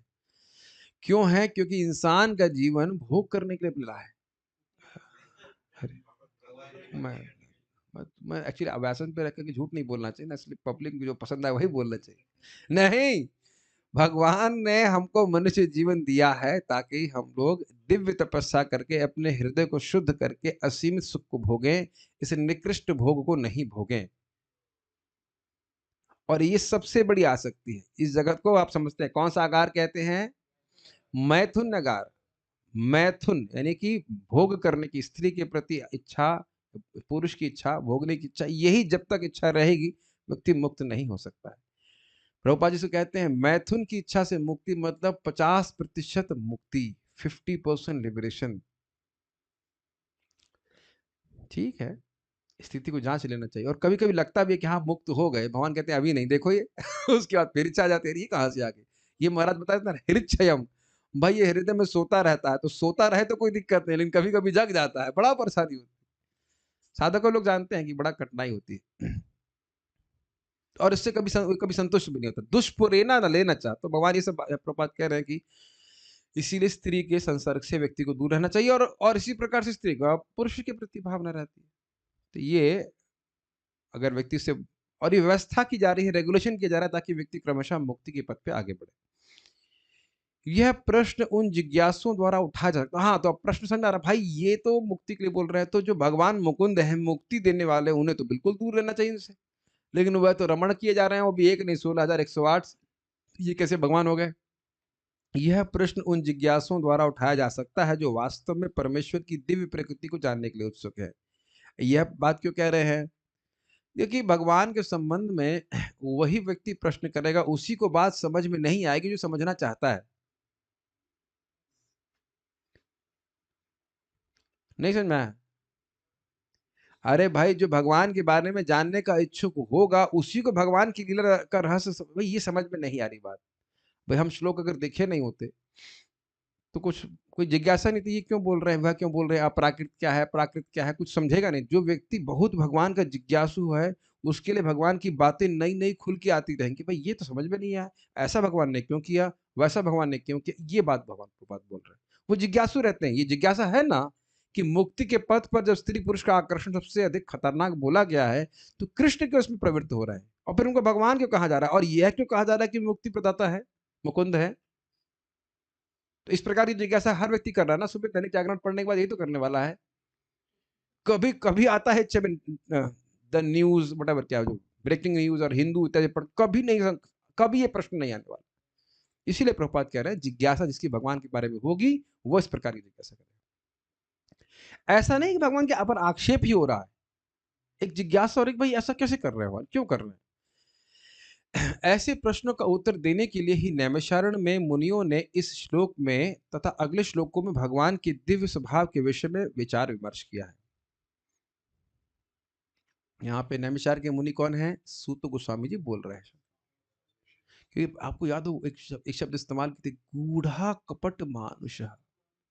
भगवान ने ऐसी लीला करी, गूढ़ लीला करी, तो कपट मानुष, ऐसे लग रहा है कोई मनुष्य लीला कर रहा। यही बात यहाँ पे आ रही है। क्यों कर रहे हैं भगवान? यहाँ यह स्पष्ट है कि स्त्रियों के आकर्षक हाव भाव जो कामदेव को या परम सहिष्णु पुरुष शिवजी को भी डिगा सकते हैं, वे भगवान की इंद्रिय को नहीं जीत सके। इसकी व्याख्या तो हम लोग खूब करते, इसको हम नहीं कर रहे। कामदेव का एकमात्र कार्य है संसारी काम वासना को उद्दीपित करना, and he doesn't sleep. Who means Kamadev. और ऐसा नहीं सोचना चाहिए कि हम कभी बच गए हैं, ठीक है ना। कॉन्स्टेंटली इंद्रियाणी प्रमाथिनी हरंती प्रसभम मनहा। इंद्रियां पागल है, कुछ नहीं सोचती, इंद्रियों में कोई विवेक शक्ति नहीं होती है, उम्र नहीं देखती इंद्रियां। समझ रहे मेरी बात? कुछ सुनाई पड़ रहा है ना? स्त्रियों का भी मतलब अपने से कम 20-20 साल पुरुषों के प्रति आकर्षण हो जाता है। हम तो देख ही रहे हैं, नाम तो नहीं रख सकते। 20-20-30 साल बड़े पुरुष आकर्षण हो जाता है, और पुरुषों का भी इसी तरह से हो जाता है। तो कभी नहीं सोचना चाहिए कि ये तो छोटी बच्ची है या ये है, हमसे तो 20 साल छोटी है, ऐसा करके है, हमारा तो पुत्री का भाव है। वो पुत्री का भाव कब परिवर्तित हो जाएगा, आप कभी कुछ कह नहीं सकते। मुझे बातें थोड़ा खोल के कहनी पड़ रही, हर व्यक्ति को सतर्क रहना चाहिए। जब तक भगवान के पास नहीं पहुंच जाते हैं, कभी भी कुछ भी हो सकता है। Be very careful on this. इसीलिए बोला था कभी भी किसी स्त्री के संग अकेले बैठ के बात नहीं करनी चाहिए, यहां तक कि पुत्री के साथ भी। माता अत्यधिक बहुत ही खतरनाक है। एकमात्र कार्य और उसका कोई पोर्टफोलियो ही नहीं है, बस यही काम वासना जागृत करता रहे ताकि जीव यहाँ पे फंसा रहे। कभी हम सोच ही नहीं पाते। आज भी प्रभु जी बड़ा सुंदर, बड़े हृदय को लग रही थी उनकी बात पर। श्रीमान देवकीनंद को हम किसी के नहीं है, यही बोल रहे थे ना, हम किसी के नहीं है इस जगत में, हम किसी के नहीं है। किसके मतलब किसका बोला जाए, किसके पिता है, किसके बच्चा, जैसे एनीवेज आप जानते ही हैं। 100 रुपए का नोट किसका, ये मेरा है, मेरा है, मेरा है, वो खाली भारत सरकार का कि नहीं। सब सोचते ही रहते हैं मेरा है, मेरा है। घोर अज्ञान है कि टोटल अज्ञान, ये मेरा बेटा, ये मेरा पति, और इत्यादि इत्यादि। और अद्भुत बात है कि इस अज्ञान को रचने के लिए व्यक्ति फंक्शन करता है। कितना इंटरेस्टिंग है, खर्चा करके अज्ञान को रचने के लिए व्यक्ति सोचता है कि भाई कैसे ये अज्ञान मतलब बढ़िया से व्यवस्थित हो जाए, है कि नहीं। हम किसी पर कटाक्ष नहीं कर रहे, हम तो बहुत डर रहे हैं सब चीज से।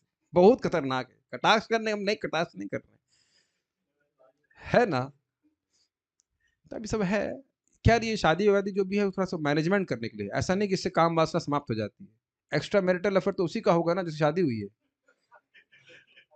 यस और नो। आजकल तो बहुत देख रहे हैं हम तो, बातें चर्चा नहीं करना चाहते, लेकिन ऐसा नहीं सोचना चाहिए कि गृहस्थी में जाने से काम वासना से मुक्त हो जाएगा व्यक्ति। कुछ नहीं होता ऐसा।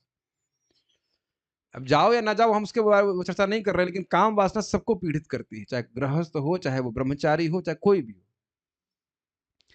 आज ही महाराज समझा रहे थे ना, जब तक भगवान में आसक्ति नहीं होगी तब तक जगत से आसक्ति समाप्त नहीं हो सकती। सारा ब्रह्मांड काम, इसको बोलते हैं क्या, अजरम पाशम, क्या है, प्रसंगम अजरम पाशम आत्मन कवियो विदु। अजरम पाशम बड़ा सुंदर शब्द है। अजर मतलब बुढ़ापा, और अजरम ये पाशम, ये काम की आसक्ति में को बुढ़ापा नहीं लगता है। शरीर को बुढ़ा हो जाएगा, शरीर को बुढ़ापा आ जाता है, लेकिन काम को, कामदेव को बुढ़ापा नहीं आता। बहुत आज अकबर वाली कहानी जानते ही हैं, जानते होंगे आप। थोड़ा बोलने का मन कर रहा है, थोड़ा समय दीजिए। कि एक बार बीरबल से पूछे कि भाई ये काम वासना कब तक सताती है। तो कहला मरते समय तक। कहता मरते समय तक, अरे ऐसा कैसे हो जाएगा भाई, बुढ़ा हो जाएगा तब तो काम वासना कम हो जानी चाहिए। कहते हैं मैं बताऊंगा। मालूम चला कि कोई व्यक्ति मर रहा था, तो अकबर को बोले अपनी सुंदर बेटी को चलो साथ में लेकर चलो, व्यक्ति मरने वाला है। तो जो व्यक्ति मरने वाला था उसके सामने राजकुमारी को लाए, तो ना अकबर को देखा, अकबर राजा है, सम्राट है, ना बीरबल को देखा, वो उधर देख रहा है जो सुंदर लड़की को देख रहा है। बात क्या कर रहा होगा, लेकिन मरते मरते भी वह सुंदर लड़की को ही देख रहा है। ऑब्वियसली इसमें समझना होगा कि जो व्यक्ति भगवान की भक्ति करता है, तदा रजस्तमो भाव, क्रमशः काम लोभ इत्यादि कम हो जाता है, तो उसका आकर्षण समाप्त होता है। नहीं तो ये अपने से समाप्त होने वाला होता तो अनादिकाल से तो है ना, यहाँ पे समाप्त हो गया होता। ये बहुत खतरनाक है, बहुत खतरनाक है। सारा भारतवर्ष कामदेव के बाण से विचलित होकर गति कर रहा है, यही लिखा है ना। सारा ब्रह्मांड, बताइए, ब्रह्मांड कामदेव के बाण से विचलित होकर गति कर रहा है। Centre point of this whole world is sex desire, भोग की इच्छा। यहां तक कि ब्रह्मा जी भी एक बार प्रभावित हो गए थे। अब आप तीसरे स्कंद में पढ़ेगा कि क्या क्या बातें हुई हैं। विश्व के सारे कार्यकलाप स्त्री तथा पुरुष के केंद्रीय आकर्षण के कारण गतिशील हैं, ये समझ में आता है। अगर किसी की शादी ना करें, वो कभी मेहनत नहीं करने वाला, जरूरत ही नहीं है। और अगर शादी कर दें तो मेहनत किए बिना रह नहीं पाएगा। और अब आप देखिए, आपके माता पिता भी बोलते होंगे बेड़ी डाल दो उसकी, बांध दो उसको, जैसे लगता है कोई व्हाटएवर कुत्ता है ना क्या है जो डंडे से बांध। कितना कितना व्यक्ति मेहनत कर रहा है। सभी जहाँ पे जो लड़के हैं ब्रह्मचारी हैं, जिस प्रकार से आप आराम से ब्रह्मचारी हैं, जो शादीशुदा नहीं है, जो भी है, कितने आराम से 3 बाय 6 में आराम से रह जाते हैं कि नहीं। एक बेड में आराम से सो गया, सुबह उठा, उनको कोई दिक्कत नहीं। और फिर कभी आप इमेजिन करो, कभी-कभी इमेजिन करना चाहिए कि शादी हो गई है, करना नहीं खाली इमेजिन करना चाहिए। शादी हो गई है, 2 बच्चे हैं, पत्नी भी है, फिर देखिए कितना झमेला, अच्छा रूम होना चाहिए, गद्दा होना चाहिए, गीज़र होना चाहिए, भाई वाह! पता नहीं क्या-क्या, है ना? ये इमेजिन करना चाहिए, जभी भी शादी की इच्छा हो तो बुद्धि के द्वारा आगे की पिक्चर देख लेनी चाहिए। 3 साल, 4 साल के बाद पिक्चर देखनी चाहिए, उसके बाद वही पत्नी खाना भी नहीं बना रही है, जूते से मार रही है, जो भी वो तो भाग्य की पे निर्भर करता है, ना भी मारे लेकिन कम से कम हम लोग जो जो शादी की इच्छा कर रहे हो कि नहीं हमारे संग मी नहीं मेरे संग कैसे हो सकता है ऐसा। हाँ, दुनिया में सबके हो रहा है, मेरे तो कुछ नहीं होने वाला ऐसा। और हो सकता है उसके बाद कोर्ट में चली जाए और जो भी है, बहुत सारी चीज़ें हम सुनने में आती हैं। तो क्या प्रभु जी आप इसके अगेंस्ट हैं? हम किसी चीज़ के कुछ अगेंस्ट नहीं है, जो सामने लिखा है हम बोल रहे हैं। फॉर भी नहीं है। फॉर भी नहीं है, अगेंस्ट भी नहीं। लेकिन फजीयत तो है और ऐसा और उसी प्रकार से क्या पुरुष नहीं परेशान करते हैं? कितना पुरुष भी परेशान करते हैं, बहुत गंदगी। Any how but still those मैं खाली उसकी बात नहीं कर बात यहाँ पे है कि ये अगर इसमें व्यक्ति ना पढ़े, तो उतनी मेहनत कभी नहीं करने वाला। आप देख लीजिए, आप नहीं देखते वहाँ पे कितने भक्त लोग मेहनत करते हैं। मुझे पता है हमारे सीनियर ब्रह्मचारी ने बोला, सेवा के लिए तो आप गृहस्थों को लगाइए। समझ में आ गया क्यों? बस इतना ही बोले आप। ब्रह्मचारी उतने स्टेबल नहीं रहेंगे, कभी इधर चले जाएँगे, उधर चले जाएँगे, मतलब थोड़ा ऐसा-ऐसा रहेगा। वो लोग बेचारे अपना फँसे रहते हैं, वो लगे रहेंगे सेवा में। अरे भाई, आप ये मत सोचो कि हम खाली पुरुषों की बात कर रहे हैं। अब हम तो इसलिए काउंसलिंग कर रहे हैं, माताजी लोग को भी बाहर बच्चे कर रही है और पति के लिए क्या-क्या कितना मेहनत करना पड़ता है, सुबह से शाम तक। एनीवेज़ इसी कारण से गति चला और लोग बोलते भी तो हैं, मुँह खोल के बोलते हैं, "अरे भाई शादी नहीं करेंगे, दुनिया कैसे चलेगी?" ऐसा लग रहा है कि दुनिया चलाने के लिए शादी कर रहा है। सृष्टि नहीं चल रही इसलिए शादी कर ली वो। है कि नहीं? अरे भाई सभी लोग आपकी तरह ब्रह्मचारी हो जाएँगे, दुनिया कैसे चलेगी? इत्यादि-इत्यादि बोलते हैं। खैर अब जो भी है ऐसा कोई हमारे बोलने से कुछ होना होता है, लेकिन यहाँ पे लिखा जो है प्रभुपाद सिर्फ हाइलाइट कर दिए। पुरुष अपने रुचि की सहचरी खोजता रहता है। ड्रीम गर्ल अगर इंग्लिश में कहें तो। और स्त्री उपयुक्त पुरुष की तलाश में रहती है। A man hankers for a woman and a woman is hankering for a man. He is my perfect boy or whatever. There is no perfect boy and there is no perfect girl in this world. कोई perfect नहीं है। प्रेमास्पद perfect है भगवान कृष्ण। समझ जाएं जितना जल्दी उतना अच्छा, लेकिन ऐसा होता है। भौतिक उत्तेजना की यही शैली है। और ज्यों ही पुरुष का संयोग स्त्री से हो जाता है, त्यों ही यौन संबंध के द्वारा वह जीव दृढ़ भौतिक बंधन से बंध जाता है। प्रभुपाद इसको अनुवाद कर रहे हैं, पहले पूरा पढ़ता हूँ। परिणाम यह होता है कि घर, मातृभूमि, संतान, समाज तथा मैत्री एवं संपत्ति संग्रह के प्रति नर नारी का आकर्षण उसके संभ्रांत कार्य क्षेत्र बन जाते हैं और इस तरह नाशवान संसार के प्रति मिथ्या किंतु अनर्थक आकर्षण प्रकट होता है। क्या है वो श्लोक? पुंसां स्त्रियः मिथुनी भावमेतं तयोर्मितः हृदय ग्रंथिमाहु अतो क्षेत्र सुताप्त वित्तः जनस्य मोहो अयम अहम ममेति।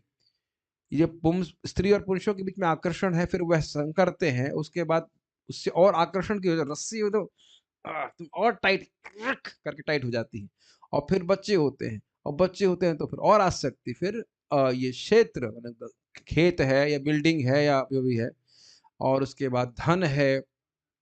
आप तो मेरा धन होता है ना सिर्फ ना धन है। इस सब के प्रति कैसी बुद्धि होती है? अहम और मम। अहम मतलब मैं ये शरीर हूँ और मम मतलब ये सब मेरा है, ये बुद्धि बढ़ जाती है। हाँ, आप तो मतलब रिलेटिव्स होता है और ये मेरे सगे संबंधी हैं इस प्रकार से।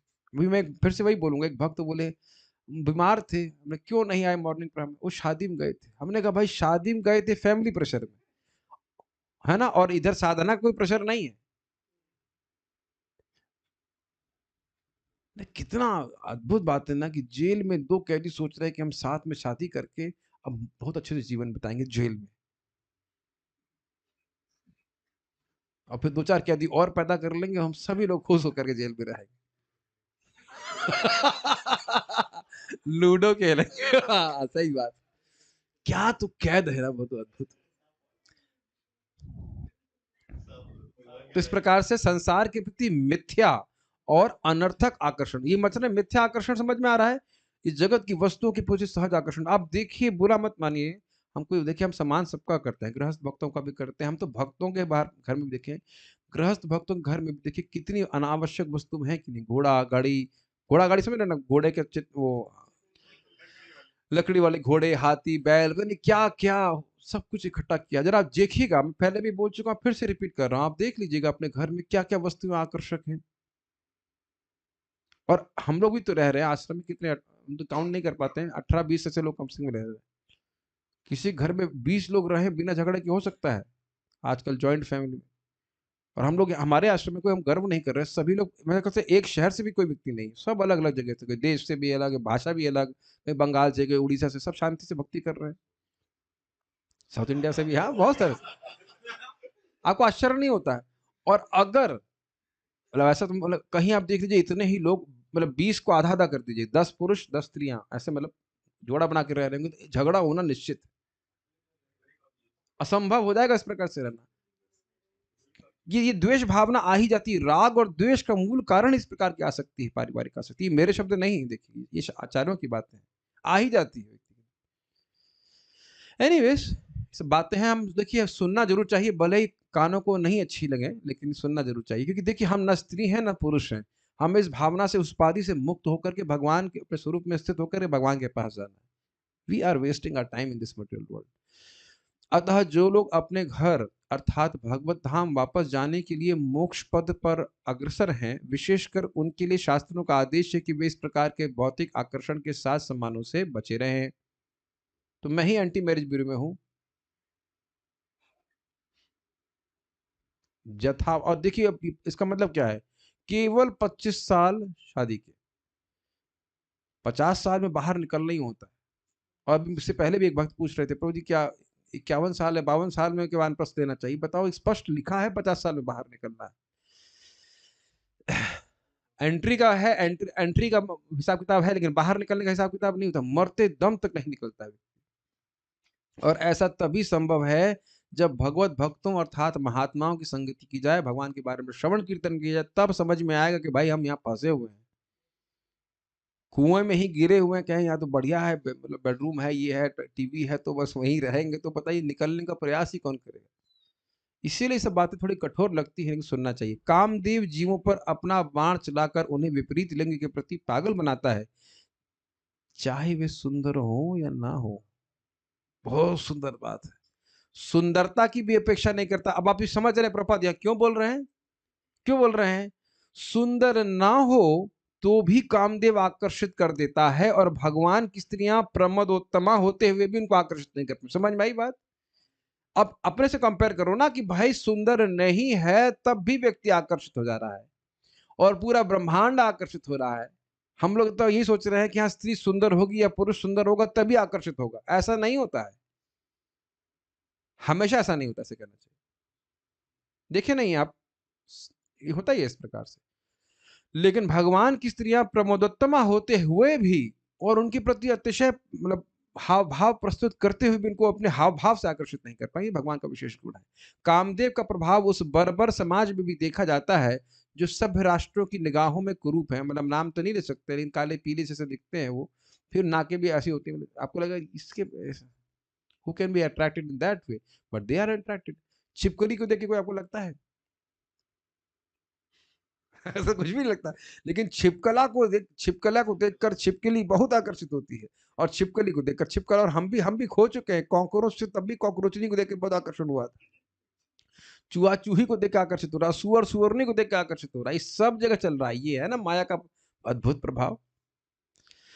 इस तरह कामदेव का प्रभाव कुरूप से कुरूप रूपों में देखा जाता है, तो परम सुंदरियों के लिए क्या कहा जाए? ठीक है, कैमुत्य न्याय समझ में आ रहा है? धर शिव जी भी जिन्हें परम सहिष्णु समझा जाता है, कामदेव के बाण द्वारा आहत हुए, क्योंकि वे भगवान के मोहिनी अवतार के पीछे दीवाने हो गए थे, और उन्होंने अपनी हार स्वीकार की थी। और इतने हो गए थे कि उसका वर्णन अब यहाँ नहीं कर सकते, जब भागवत में आएगा तभी पढ़ा देंगे। अद्भुत था। तो भी वही कामदेव लक्ष्मी के हाव भाव तथा कटाक्षों से विमोहित हो गया, और हताश स्थिति में उसने अपने धनुष बाण को खुद ही त्याग दिया था। इसकी व्याख्या चक्रवर्ती बात की टीका में होगी। महाराज बड़ा अच्छा बोल रहे थे कि शिवजी का भी वीर स्खलित हो गया था मोहिनी को देख करके, लेकिन भगवान का वीर कभी स्खलित नहीं। तो कहेंगे इतने बच्चे कैसे हो गए? संकल्प मात्र से। ये शास्त्र का प्रमाण है कि भगवान कभी भी ब्रह्मचर्य का पालन नहीं तोड़े हैं। पालन नहीं तोड़े हैं, ब्रह्मचारी रहे हैं। और दूसरी बात कि भगवान के शरीर में ये वीर या ये खून या हड्डी इस तरह से है ही नहीं, तो इनके लिए इस प्रकार से उनका पतन होने की कोई संभावना ही नहीं है। अद्भुत व्यक्ति, समझ में भी नहीं आ रहा ना, सुना तो इतना है लेकिन समझ नहीं पा रहे कि भगवान का स्वरूप क्या है, कैसे होंगे, हवा जैसे है ना, क्या है एकदम चिन्मय वस्तु का चिन्मय स्वरूप है क्या, ये समझना बड़ा मुश्किल है। जब भगवान सामने आएंगे तभी समझ में आएगा। ठीक है, ये खुद कैसे त्याग दिया था धनुष बाण, समझ गए, वो देखा उनको, फिर कहा कि इनके ये तो अपने आप ही आकर्षित है, हम क्या करेंगे इत्यादि, इसकी व्याख्या हम पहले कर चुके हैं। भगवान कृष्ण की रानियों की सुंदरता और उनका आकर्षण ऐसा था, फिर भी वे भगवान की दिव्य इंद्रियों को विचलित नहीं कर पाए। क्लियर है सब बातें। इसका कारण यही है कि भगवान पूर्ण आत्मराम हैं, अर्थात स्वयं संतुष्ट हैं। उन्हें आत्मतुष्टि के लिए किसी बाह्य सहायता की आवश्यकता नहीं पड़ती। अब जरा सोच लीजिए कि हमारी स्थिति क्या है। पानी पीना पड़ा कि नहीं पीना पड़ा? गीता बोलते भगवान बीच में पानी मांगे हैं। फॉर एग्जाम्पल, कभी भी मतलब मैं खाली एग्जाम्पल बोल रहा हूँ, पानी तो मांग सकते हैं भगवान, लेकिन मैं खाली बोल रहा हूँ कि कभी भी भगवान को अपने से बाहर किसी वस्तु की आवश्यकता नहीं है। और 9 बजे से आते आते हम लोग को कितना खाने की आवश्यकता हो जाती है, बताइए कहाँ से आत्माराम है? किसी भी तरह से आत्माराम नहीं है। और भगवान यहाँ स्पष्ट है, किसी बाह्य सहायता की आवश्यकता नहीं है, वो पूर्ण रूप से आत्माराम है। इस कारण से ये नहीं कह सकते कि उनका जो सौंदर्य था वह कृष्ण को आकर्षित कर रहा था। इसलिए रानियां अपने स्त्रियोचित आकर्षण के द्वारा भगवान को तुष्ट न होते देख अपने एकनिष्ठ से स्नेह तथा सेवा से उन्हें तुष्ट कर सकें। क्लियर समझ में आया? रानी ने देख लिया कि ना हमारे भौतिक आकर्षण से नहीं, अपितु सेवा भावना से, तो सेवा भावना के ही द्वारा भगवान आकर्षित होते हैं। वे मात्र अनन्य दिव्य प्रेम भक्ति से ही भगवान को प्रसन्न कर सकी, और भगवान ने भी बदले में पत्नी के रूप में उनके साथ व्यवहार किया। यह बात भी क्लियर है, चित्त शक्ति की विशेष वृत्ति है प्रेम, और वही भगवान को आकर्षित करने वाली है। ये बात हम प्रभात बता रहे हैं। भगवान ने केवल उनकी अनन्य सेवा से प्रसन्न होकर पत्नी व्रत मतलब हैंड पैक्ड, जो एकदम स्त्रीण हो, पत्नी से एकदम आसक्त हो, उस पति की भांति उन्हें प्रतिदान किया। वो चाहते थे इस प्रकार से उनसे प्रेम करना, सेवा करना, तो भगवान भी इस प्रकार से आदान प्रदान कर रहे हैं। पत्नियों का पति बनने की क्या आवश्यकता, सॉरी, अन्यथा उन्हें इतनी सारी पत्नियों का पति बनने की क्या आवश्यकता थी, इसकी व्याख्या पहले भी की जा चुकी है। सभी चाहती थी कि कृष्ण का को पति के रूप में स्वीकार करें। रुक्मणी से लेकर राष्ट्र जितनी भी उनकी शादी हुई थी, सभी चाहती थी, तो उसका आदान प्रदान भगवान कृष्ण करे। नहीं तो भगवान की बात ही गलत हो जाएगी। ये था माम प्रपद्यन्ते ताम सतैव भजाम्यहम्, जो जिस तरह से मेरी पूजा करता है या मेरा भजन करता है, उसी प्रकार से मैं भी करता हूँ। ठीक है जी। वे हर एक के स्वामी हैं, पति हैं, किंतु जो उन्हें इस रूप में मानता है वे उसके साथ वैसा ही प्रदान करते हैं। वही बोल रहा था ना मैं, ये था माम प्रपद्यन्ते ताम सतैव भजाम्यहम्। भगवान के प्रति अनन्य प्रेम की तुलना कभी संसारी काम वासना से नहीं की जानी चाहिए। स्पष्ट है, सोना लोहा, यह नितांत दिव्य है। रानियां भी जिस स्वाभाविक स्त्रियोचित ढंग से व्यवहार कर रही थी वह भी दिव्य था, क्योंकि वे अपने भावों को दिव्य आनंद वशी प्रकट कर रही थी। यह भी क्लियर था, भगवत और जो प्रेम के कारण सारी भावनाएं प्रस्तुत हो रही थी, काम के द्वारा नहीं। पिछले श्लोक में यह बताया जा चुका है कि भगवान एक संसारी पति जैसे प्रतीत हो रहे थे, लेकिन वास्तव में अपनी पत्नियों के साथ उनका यह संबंध दिव्य, शुद्ध तथा प्राकृतिक भौतिक प्रकृति के गुणों से मुक्त था। मैं इसलिए व्याख्या नहीं कर रहा हूँ, क्योंकि अभी हम जो चक्रवर्ती पाद की टीका पढ़ा रहे थे, बातें क्लियर हो गई थी कि नहीं। ये भगवान का संबंध जो भी है वह पूरी तरह से आध्यात्मिक है। तो इसलिए ये नहीं सोचना चाहिए कि भगवान भौतिक इंद्रियों का भोग कर रहे हैं और इस कारण से वो भगवान नहीं रहे। तो उम्मीद है कि आप लोग की बातें समझ में आई होंगी। स्त्रियों की निंदा की नहीं की जा रही है, स्त्रियों के प्रति आकर्षण जो है पुरुषों का, और पुरुषों के प्रति जो स्त्रियों का आकर्षण है, वही बंधन के कारण ये बात बोली जा रही है। तो क्रमशः हर जीव को, चाहे स्त्री शरीर में हो चाहे पुरुष शरीर में, इस आकर्षण को कम करने का प्रयास करना चाहिए भगवान की भक्ति करके। ओके, सो कोई प्रश्न है यहाँ पर? भगवान की चित शक्ति का विलास है, चित शक्ति का विलास है, इस बारे में क्या बोला था? हाँ, तो चित शक्ति का विलास आप जान रहे हैं। चित शक्ति में आती हैं संवित, संधिनी और हलादनी। तो संवित शक्ति और हलादनी शक्ति, संवित शक्ति मतलब ज्ञान की शक्ति, संवित शक्ति और हलादनी शक्ति मतलब आनंद देने वाली। इनको मिला देते हैं तो इसे भगवत प्रेम कहा जाता है। तो इसका विलास है। Okay, so we shall stop here. Shrimad Bhagavatam की जय, श्रील प्रभुपाद की जय, निताय गौर प्रेमानंदे। सो